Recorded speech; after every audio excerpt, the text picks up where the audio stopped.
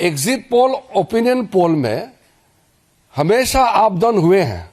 हम लोग 2004 में पक्का जीत गया ऐसा हम मान रहे थे, और एग्जिट पोल, ओपिनियन पोल पूरा बीजेपी एनडीए को क्लियर कट जिता रहे थे।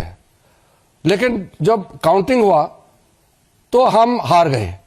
तो उस समय हमने तो रोना धोना नहीं किया, हमने इलेक्शन कमीशन को गाली नहीं दिया, हमने माना और हमने कांग्रेस और उनके जो यूपीए गठबंधन को हमने बधाइयां दी। हमारा एक्सपेक्टेशन का हिसाब से हमको नतीजा नहीं मिला, फिर भी लोकतंत्र में पराजित हो या जीत हो उसको स्वीकार करना पड़ेगा, ये लोकतंत्र का नियम है। और उसके बाद 2 बार यूपीए सरकार ने 10 साल चलाया। हमने इलेक्शन कमीशन को गाली नहीं दिया, हमने ओपिनियन पोल को गाली नहीं दिया, एग्जिट पोल को हमने कभी गाली नहीं दिया।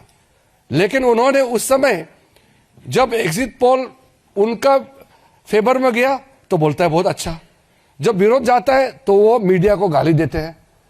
ये खेल तो बराबर हम उसको गलत मानते हैं।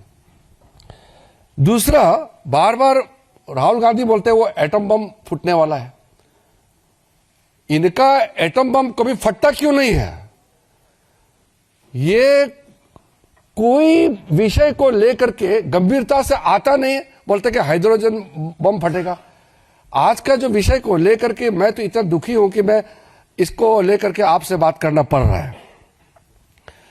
हरियाणा में चुनाव चल रहा था, उनके वरिष्ठ नेता कुमारी शैलजा ने उसी समय कहा कि हरियाणा में कांग्रेस जीत नहीं पाएंगे क्योंकि हरियाणा के कांग्रेस के नेता ही हराना चाहते हैं।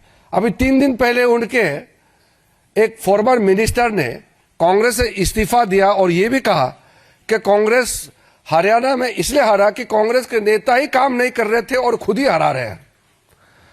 और फिर कांग्रेस के जो वहां के प्रदेश अध्यक्ष, उनका नाम है राव नरेंद्र सिंह, उन्होंने कहा कि वहां तालमेल ही नहीं है ग्रास रूट में कांग्रेस पार्टी का, कैसे जीत सकते हैं? जब उनके नेता, कांग्रेस के नेता ही कह रहे हैं कि वो अपने वजह से हारे हैं, और यहां राहुल गांधी कह रहे हैं वोट चोरी हो गया, इलेक्शन कमीशन को गाली दे रहे हैं। इस तरीके के आप बात करेंगे तो कौन विश्वास करेंगे? बार बार चुनाव हारने का बाद भी सबक नहीं सीखते हैं।